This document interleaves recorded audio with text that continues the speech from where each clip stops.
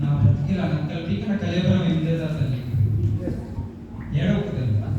ఇప్పుడు ఏడ్చి మాత్రం ప్రయోజనం నా వద్దకు ఈ పురాతన శుశ్రూషకుల వద్దకు ఒక సూదైన బతుకున్న నా దగ్గరకు వచ్చి నాయన కన్నా నువ్వు నా బిడ్డగా అని చెబుతుంటే నా ఆనందాన్ని ఎలా చెప్పుకోను తల్లి.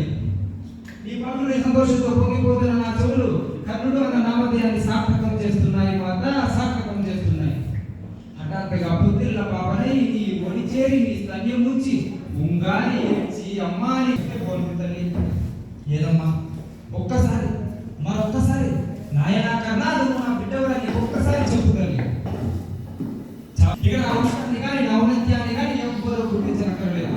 సమస్త ధర చక్రం ఏకమై కన్నా నువ్వు సూర్యుడు అన్నానేమి బాధపడనమ్మా. అదేనమ్మా ఆనందాలు చెందాల్సిన ఈ సమయంలో ఆ విషాదాధ్యాయులు ఏమిటమ్మా? ఏం కావాలో కోరుకో తల్లి.